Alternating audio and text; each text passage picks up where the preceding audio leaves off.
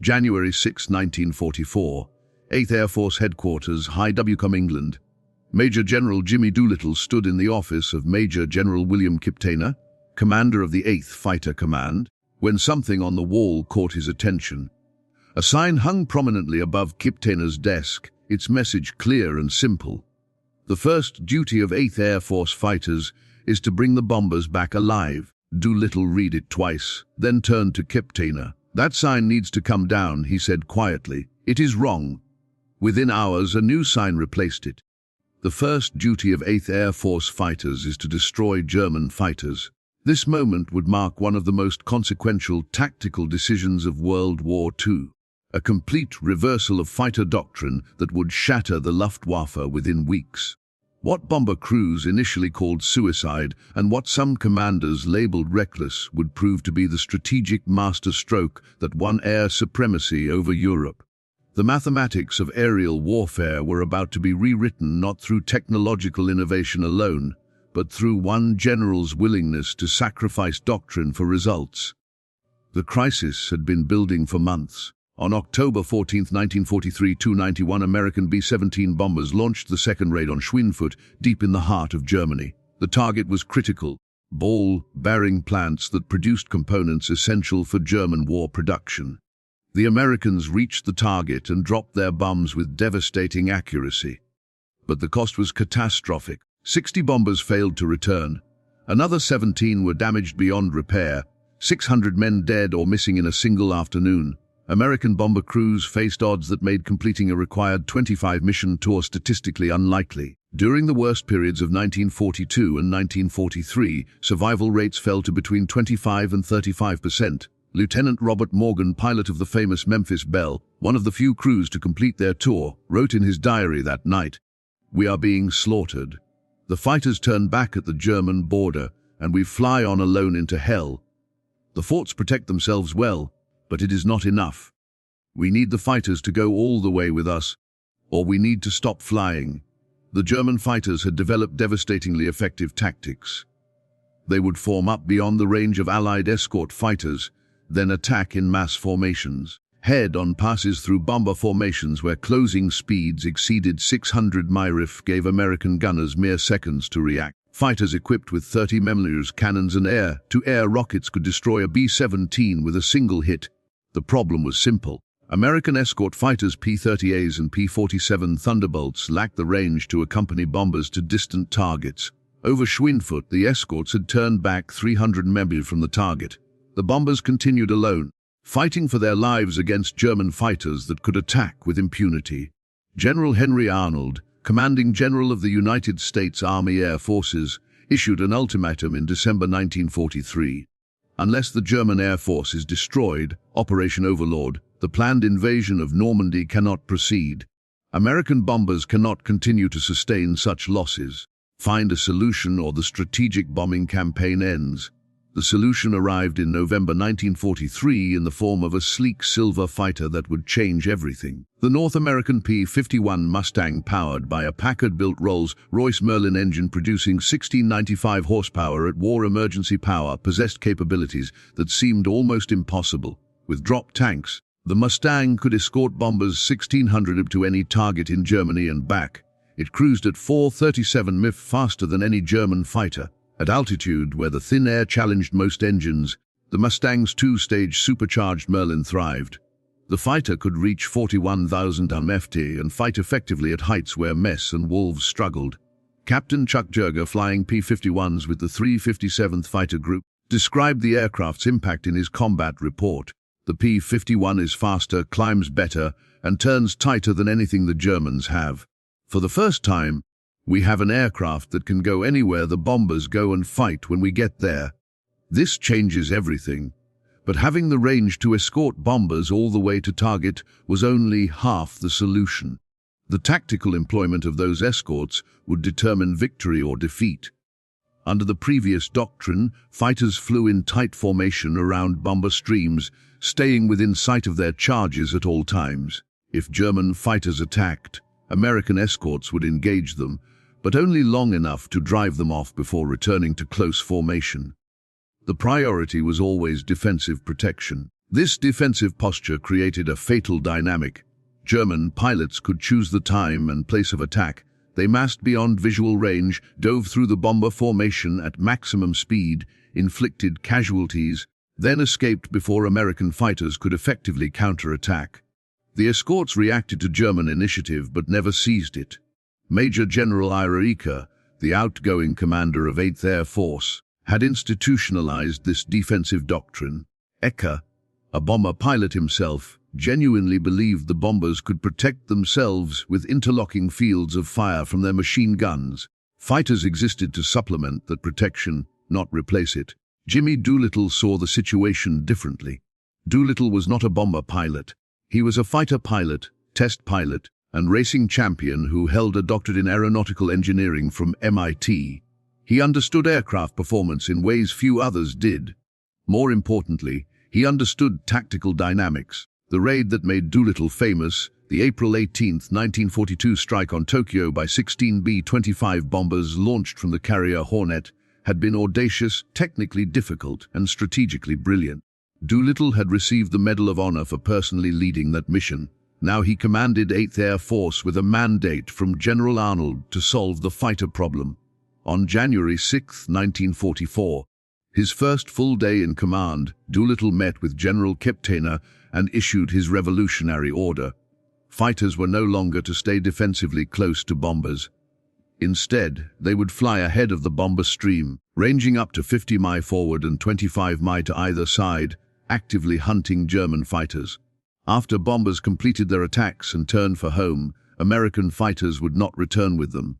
Instead, they would sweep across Germany at low altitude, strafing airfields, destroying aircraft on the ground, attacking trains and fuel depots. The goal was not just to protect bombers, but to destroy the Luftwaffe completely. The order shocked American fighter pilots and terrified bomber crews. Colonel Donald Blakesley, commander of the legendary 4th Fighter Group, understood immediately. "This is what we have been asking for," he told his pilots. "Freedom to hunt. We are no longer shepherds guarding sheep, we are wolves." But Lieutenant Colonel Jim Howard, operations officer of the 354th Fighter Group, captured the bomber crew's perspective. "The men flying the forts and liberators think we are abandoning them. They believe fighters leaving them alone to hunt Germans elsewhere is insanity. They do not understand that killing German fighters before they reach the bombers is better protection than shooting them down after they attack." The bomber crew's fears were not irrational. They had survived missions only because fighters stayed close, driving off attackers. Now those fighters would disappear over the horizon, leaving bombers apparently defenseless. Many crews believed Doolittle's order was a death sentence written by a general who did not understand their war. The German reaction to the new American tactics would validate or condemn Doolittle's gamble. For the Luftwaffe, the winter of 1943–44 had seemed like approaching victory in the air war. Despite 3 years of Allied bombing, German fighter production had actually increased. Messerschmitt and Fowler-Wolf factories delivered over 1,000 fighters monthly. German pilots had developed effective tactics against American formations. The heavily armed Sturbach Focke-Wulf 190 fighters, carrying heavy cannons in underwing pods, could destroy bombers with a single attack run. These were escorted by faster Mess's 109 fighters whose job was to tie up American escorts while the Sternker massacred the bombers. Major General Adolf Galland, commander of German fighter forces, believed the Luftwaffe was winning the attrition battle. In November 1943, he reported to Reichsmarschall Hermann Göring that American bomber losses were unsustainable. "If we maintain this pressure," he wrote, "the Americans will be forced to abandon daylight bombing by spring."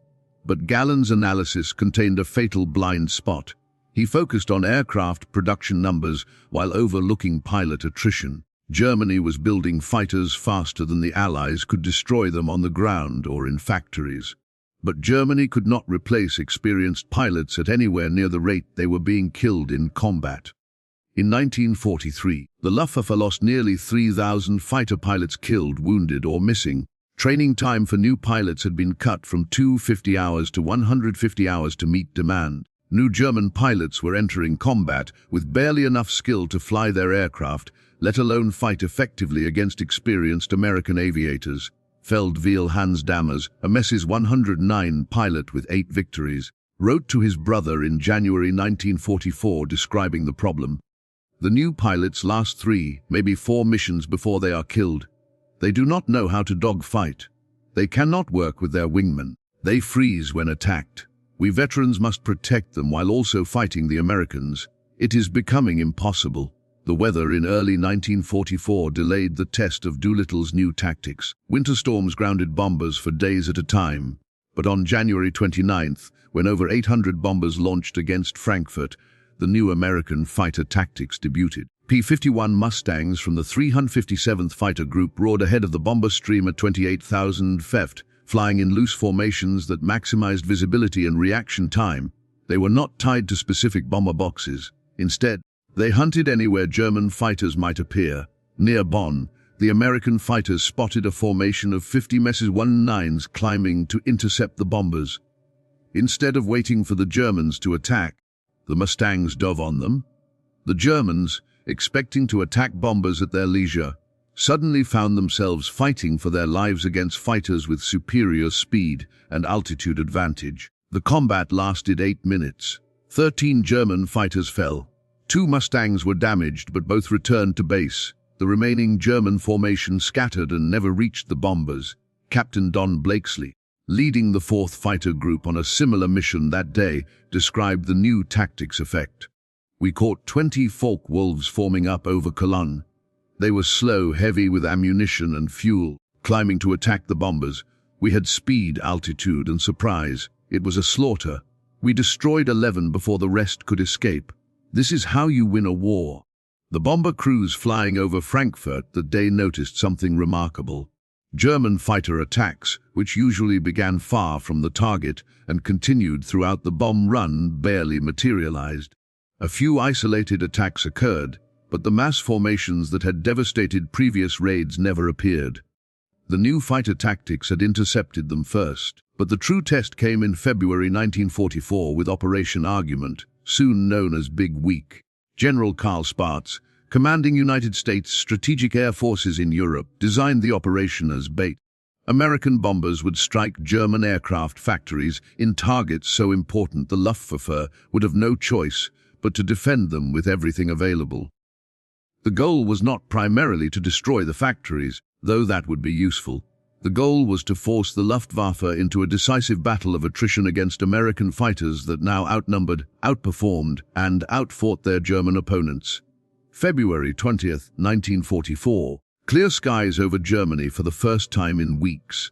Over 1,000 American bombers from England and Italy, escorted by hundreds of fighters, launched against 12 different aircraft production facilities. The largest single-day air armada in history, Major Erich Hartmann, Germany's leading ace with 352 victories, watched the American formation pass overhead and understood immediately what was happening. "This is not a bombing raid," he told his squadron.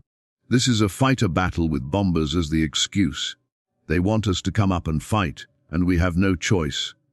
The Luftwaffe responded with everything available. Over 900 German fighters scrambled to intercept the American formations. The sky over central Germany erupted into the largest air battle in history. Contrails from thousands of aircraft crisscrossed at altitudes from sea level to 40,000 feet. But this time, American fighters were not tied defensively to bomber formations. They range across hundreds of miles of German airspace, attacking German fighters wherever they found them. On the ground, taking off, forming up, approaching the bombers, the Mustangs and Thunderbolts hunted relentlessly. Lieutenant Urban Drew of the 361st Fighter Group encountered a formation of Mesmid 262 jets, Germany's revolutionary new fighter, taking off from an airfield near Leipzig. The jets were fast and deadly once airborne, but taking off they were vulnerable. Drew dove from 30,000 ft, screaming through flak, and opened fire on the lead jet as it lifted off the runway. The jet exploded. He destroyed a second jet before it could gain speed. The other jet scattered. Drew's combat report became legendary. "The jets are dangerous in the air, but they must take off and land like any aircraft. Catch them there and they burn like any other." The first day of Big Week cost the Americans 21 bombers and 4 fighters. By the standards of Schweinfurt 3 months earlier, this was a miracle. But German losses were catastrophic. Over 50 fighters destroyed. More critically, 38 pilots killed or seriously wounded. For the next 5 days, whenever weather permitted, the attacks continued. American bombers struck Regensburg, Brunswick, Schweinfurt again, Gotha, Augsburg. Each raid brought hundreds of bombers and fighters. Each raid forced the Luftwaffe to respond. Each raid cost Germany fighters and pilots it could not replace. Major Heinz Baer, a German ace with over 220 victories, described the impossible situation in his diary. "We shoot down bombers, but the fighters are everywhere. We form up and they attack us before we can attack. We land to refuel and they strafe the airfield. We take off and they are waiting. There is no escape. For every bomber we destroy, we lose 2 fighters and pilots." By February 25th, when Big Week concluded, the statistics told the story. American losses: 226 heavy bombers, 28 escort fighters, approximately 600 casualties. These were serious losses, but American production and training replaced them within a month. German losses: over 350 fighters destroyed, another 90 damaged beyond repair. More devastating, the Luftwaffe lost nearly 100 pilots killed, over 50 seriously wounded. These pilots averaged over 3 years of combat experience. They were irreplaceable. Lieutenant Colonel Herbert Ellerfeld, commander of a Jagdgeschwader fighter wing, wrote in his report to Galland, "We are losing the most experienced men. The new pilots cannot survive against the American fighters. Within 3 months, we will have aircraft, but no one capable of flying them in combat." But Doolittle's strategy extended beyond air combat. The second phase of his directive, strafing attacks on German airfields and infrastructure, proved equally devastating. Every day, as American fighters returned from escort missions, they would drop to low altitude and attack targets of opportunity across Germany. Airfields suffered particularly heavy damage. Fighters parked in the open, aircraft in maintenance, fuel trucks, hangars all became targets. German pilots described returning from combat missions to find their home airfields under attack. Forced to divert to alternate bases or land amid strafing runs, Major Gunther A., a Luftwaffe ace with 275 victories, described the psychological impact. "We used to feel safe on our own airfields. Nowhere is safe. The Americans attack morning, noon, and evening. Pilots survive combat only to die on the ground. Mechanics are killed servicing aircraft. Fuel trucks explode. We cannot maintain operations under constant attack." The cumulative effect began showing in March 1944, when 8th Air Force launched its first major raids on Berlin itself. On March 6, 730 bombers escorted by 800 fighters struck the German capital. The symbolic and strategic importance of Berlin meant the Luftwaffe had to respond with maximum effort. They did. Over 150 German fighters engaged the American formations. The resulting battle raged across hundreds of miles as fighters clashed while bombers pressed toward their targets. When the tally was complete, the Americans had lost 69 bombers and 11 fighters. The Germans lost 160 aircraft destroyed and another 50 damaged. The pilot casualties were staggering. Nearly 70 experienced fighter pilots killed or wounded in a single day. For the Luftwaffe, it was a disaster from which recovery was impossible. Captain Johannes Wiese, Group Commander of 1st Group Jagdgeschwader 52, survived the March 6 battle and wrote that evening, "Today I watched the German fighter arm die. We threw everything against them and it was not enough. They shot us down faster than we could shoot them down. Their losses are temporary. Ours are permanent. The war is lost." Between January and May 1944, the cumulative attrition became unsurvivable for the Luftwaffe. German fighter pilot losses exceeded 1,000 men killed, wounded or missing. This represented nearly 1/4 of all fighter pilots available at the start of the period. More critically, the losses fell heaviest on the most experienced pilots. The veterans, the men with dozens or hundreds of victories, the squadron and group commanders, the instructors were systematically killed. They died because they were the most aggressive, because they led from the front, because they tried to protect the inexperienced newcomers. 28 German aces with over 30 kills died between January and May. 8 aces with over 100 kills were killed or captured. Each of these men represented years of training and combat experience. Each was literally irreplaceable. The training pipeline could not keep pace. In 1944, Germany graduated 29,000 new fighter pilots, but training time had fallen to just 110 hours total flight time by mid-year, with some late-war pilots receiving as little as 50 hours. American pilots in the same period received over 450 hours of training, including 250 hours in their combat aircraft. Major Hans Philipp, a German ace with 206 victories, described the new pilot situation in his final letter home before being killed in action in October 1943.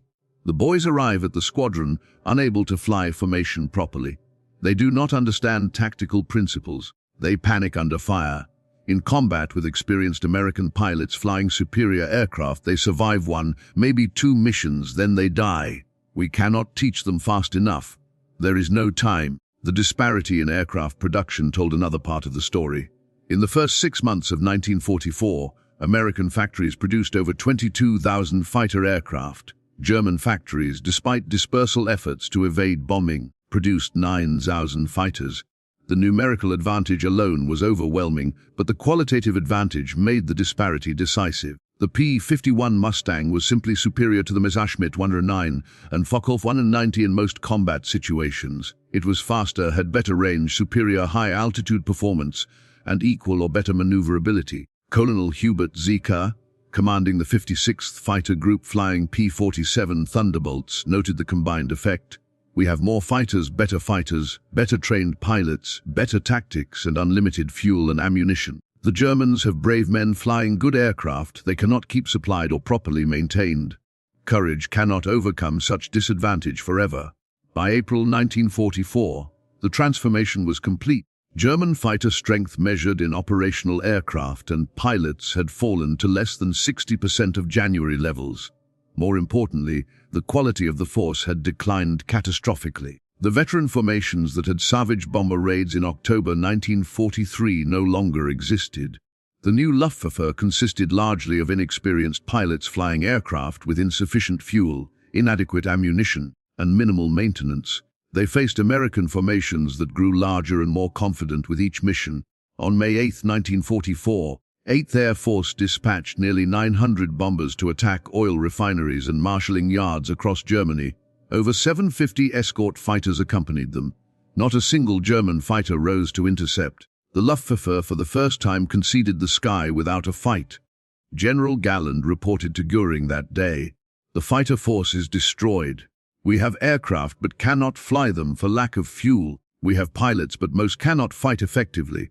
The Americans attack at will. We can no longer contest their air superiority." The strategic impact became clear on June 6, 1944 D-Day. Allied air forces flew over 14,000 sorties on the first day of the invasion. Luftwaffe fighters flew fewer than 300 sorties. The disparity allowed Allied ground attack aircraft to devastate German positions, while bombers isolated the battlefield. Field Marshal Erwin Rommel, commanding German forces in France, sent an urgent message to his wife on June 10th. "The enemy has complete air superiority. Our troops cannot move in daylight without being attacked. Our supplies cannot reach the front. Without air cover, we cannot hold the invasion beaches." The transformation from October 1943 to June 1944 was staggering. 6 months earlier, the Luftwaffe had seemed capable of bleeding the American bomber offensive to death. Now they were effectively extinct as a fighting force over Western Europe. The statistics of those crucial 6 months tell the story of systematic destruction. Between January and June 1944, the Luftwaffe lost over 2,500 fighter pilots killed or seriously wounded in combat over the Reich. This represented approximately 75% of the available fighter pilot force at the start of the period. American losses in the same period totaled approximately 420 fighter pilots killed or missing and 7,000 bomber crew casualties killed, wounded, or captured. These losses were serious but sustainable given American training capacity and aircraft production. The kill ratios had reversed completely. In October 1943, German fighters had been destroying American bombers at a rate of 20 for every German fighter lost. By May 1944, American fighters were destroying German fighters at a ratio of 4:1.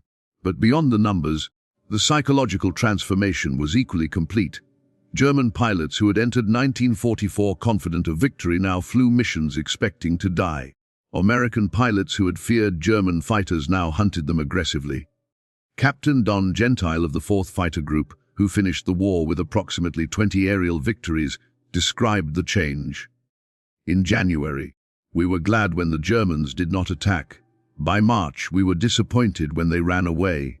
By May, we were frustrated because there were so few left to fight. The transformation was total.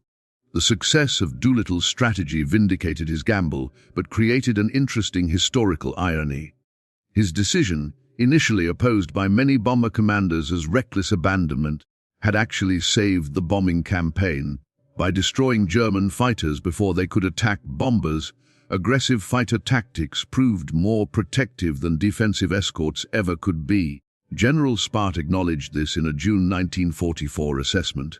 General Doolittle's decision to unleash the fighters was the decisive factor in winning air superiority. We destroyed more German fighters in 4 months than in the previous 2 years.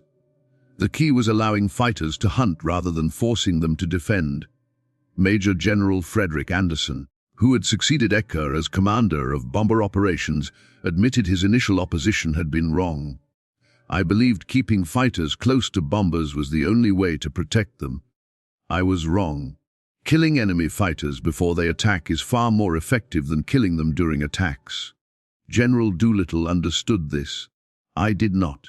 The tactical revolution extended beyond doctrine to fundamentally changing how air warfare was conceived. Before Dittle's January directive, escort fighters were seen as supplements to bomber defensive armament. After Big Week, fighters were understood as the primary weapon for gaining air superiority, with bombers serving partly as bait to bring enemy fighters into battle. This understanding would shape Air Force doctrine for decades. The Korean War, Vietnam War, and every subsequent conflict would apply lessons from early 1944. Air superiority comes from destroying enemy fighters proactively, not from protecting friendly aircraft reactively, but the human cost of the strategy remained significant. Over 10,000 American airmen died in the skies over Europe in the first half of 1944. The bomber crews who flew missions day after day knowing each sortie might be their last showed extraordinary courage. The fighter pilots who accepted the mission of hunting German fighters deep over enemy territory demonstrated remarkable skill and aggression. Lieutenant Robert Johnson of the 56 Fighter Group, who survived to become the second highest scoring American ace in Europe with 27 victories, reflected on the cost years later.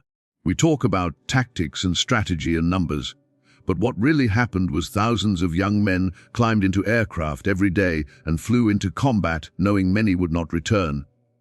We won because we had more courage, more skill, better aircraft, better tactics, and better leadership. We won because Jimmy Doolittle understood that protecting bombers meant killing fighters, not staying close to bombers. By August 1944, the Luftwaffe fighter force had effectively ceased to exist as a coherent defensive organization. Individual groups continued fighting with great courage and occasional success. New jet aircraft, the Messid 262, showed revolutionary potential, but the systematic destruction of the pilot force in the first half of the year could not be reversed. Germany produced over 36,000 fighters in 1944, the highest annual total of the war. But there were not enough trained pilots to fly them, not enough fuel to train the pilots who existed, not enough experienced leaders to develop effective tactics, and not enough time to rebuild what had been lost. Captain Erich Rudolpher, one of the few German aces to survive the war with over 220 victories, summarized the situation. We had aircraft in abundance by late 1944, modern fighters, even jets. But we had no experienced pilots to fly them. The Americans had killed all the good pilots in the spring. The war was already lost by the time our production peaked. The success of Doolittle's strategy created a template for modern air warfare that remains relevant today. Air superiority cannot be won defensively. It requires aggressive offensive action against enemy aircraft and infrastructure. Technological advantage matters. Training quality matters more. Numerical superiority is decisive only when combined with qualitative superiority. Perhaps most importantly, leadership willing to challenge conventional doctrine and accept risk can produce strategic results far exceeding incremental improvements to existing methods. Doolittle's decision to change the sign on Captina's wall was not merely symbolic. It represented a fundamental reconceptualization of fighter employment. The bomber crews, who initially feared Doolittle's tactics as abandonment, came to understand and appreciate the strategy.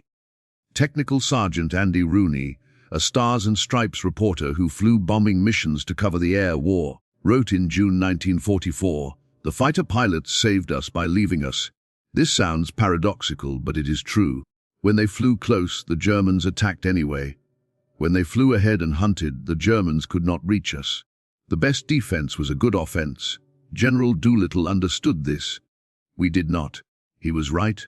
By the time of the Normandy invasion, Allied air forces had achieved complete air supremacy over Western Europe. German aircraft still operated, but in such limited numbers with such restricted effectiveness that they could not meaningfully contest Allied air operations. The invasion succeeded in significant part because soldiers could fight without fear of enemy air attack. General Dwight Eisenhower, Supreme Allied Commander, acknowledged this in his post-invasion assessment. The air forces gave us the one thing essential for success. They gave us freedom to operate without enemy air interference. General Doolittle's fighter tactics destroyed the Luftwaffe when destruction was essential. History will judge this as one of the decisive campaigns of the war. The transformation from October 1943 to June 1944 stands as one of the most dramatic reversals in military history. In October, the Luftwaffe was winning the battle of attrition over Germany. American bomber losses were unsustainable. The strategic bombing campaign seemed doomed. 6 months later, the Luftwaffe was shattered. American bombers flew with minimal losses and Allied ground forces prepared to invade France under complete air cover. The change was so complete and so rapid that German commanders struggled to comprehend what had happened. General Galland, in his post-war memoirs, identified the turning point precisely. When the Americans changed their fighter tactics in January 1944, they won the air war. We could fight American bombers. We could not fight their fighters and their bombers simultaneously. Once they freed the fighters to hunt us, we were doomed. The end was simply a matter of time. The final statistics of the campaign demonstrate its overwhelming success. Between January and December 1944, the Luftwaffe lost over 4,000 fighter pilots killed in action over the Reich. American and British fighters destroyed over 11,000 German fighters in air combat and on the ground. German fighter pilot training time fell from 200 hours in 1943 to less than 100 hours by late 1944. American losses in the same period totaled approximately 750 fighter pilots and 16,000 bomber crew casualties. These were significant losses, but American training schools graduated over 35,000 new pilots in 1944, and American factories produced over 63,000 military aircraft. The kill ratio in air combat shifted decisively. In 1944, fighters had achieved approximately 1.2 kills for every loss. In 1944, the ratio reversed to American fighters achieving 3.7 kills for every loss. By 1945, the ratio exceeded 71. But perhaps the most telling statistic was pilot experience levels. In January 1944, the average German fighter pilot had over 200 hours of combat experience. By January 1945, the average was under 50 hours. The Luftwaffe had not run out of aircraft or fuel, though both were scarce. It had run out of trained pilots capable of effective combat. Doolittle's controversial decision had achieved precisely what General Arnold demanded. It destroyed the Luftwaffe as an effective fighting force before the Normandy invasion. It demonstrated that aggressive offensive fighter tactics were more effective than defensive escort tactics.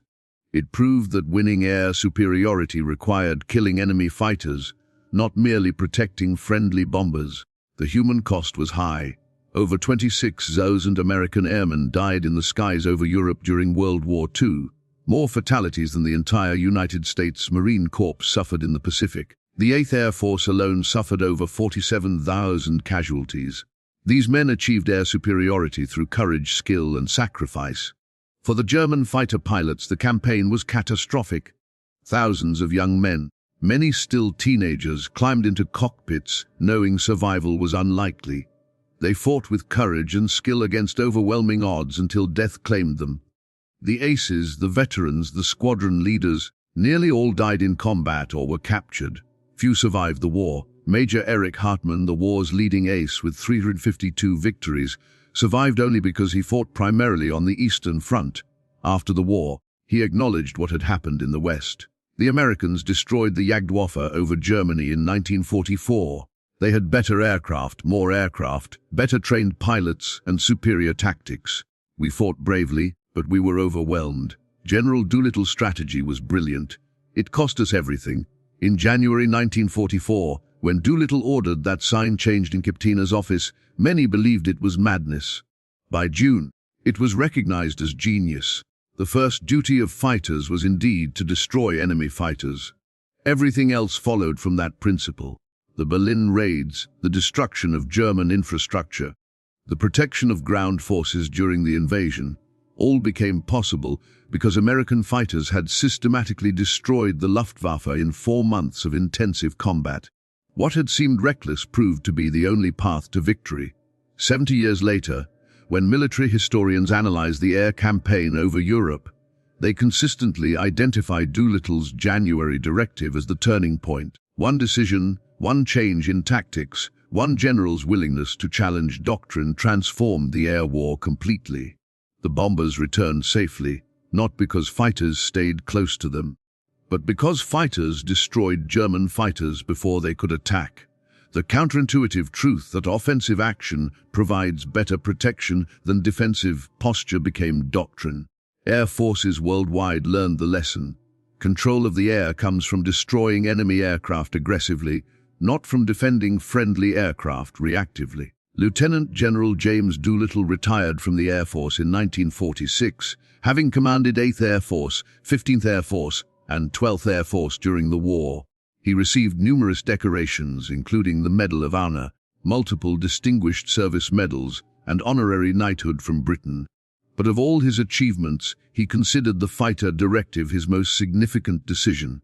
In a 1970s interview, Doolittle reflected on that January day. Changing the fighter tactics was the hardest decision I made. Bomber commanders opposed it. Bomber crews feared it.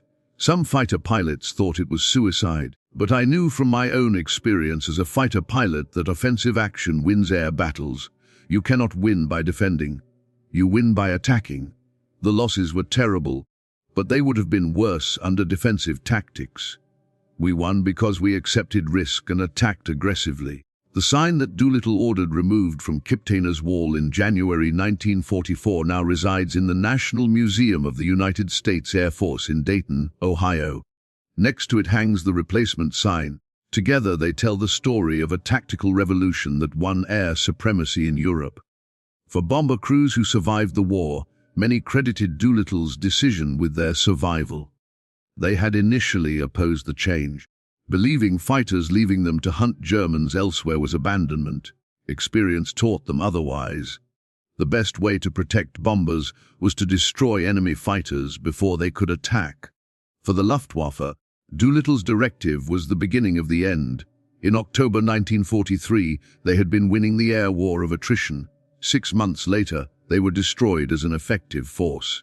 The combination of American numerical superiority, technological advantage, training quality, and aggressive tactics proved overwhelming. The campaign from January to June 1944 demonstrates military principles that remain valid today. Offensive action defeats defensive action when both sides are roughly equal in capability. Superior training produces superior results even when outnumbered.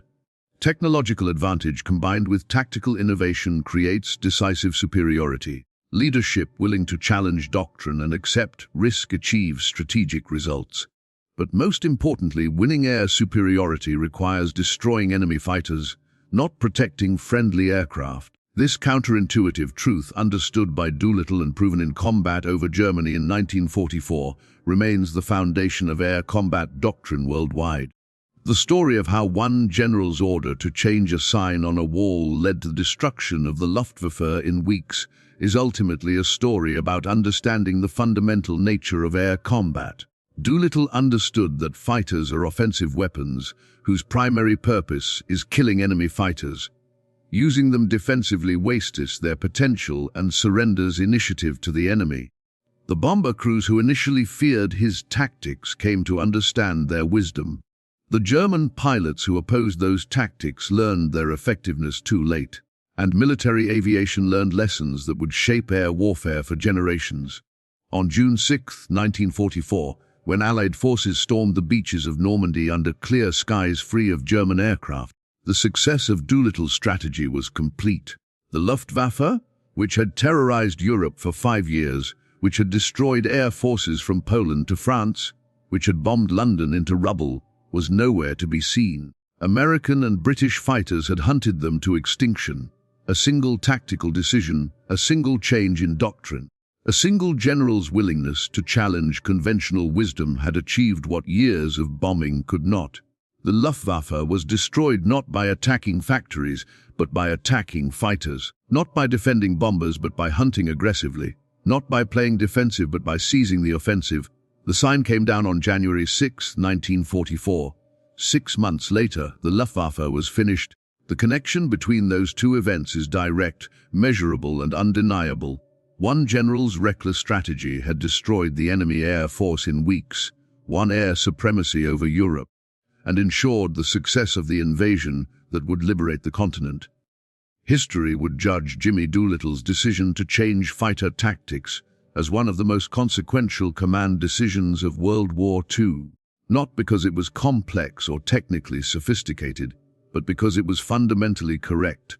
The first duty of fighters is to destroy enemy fighters.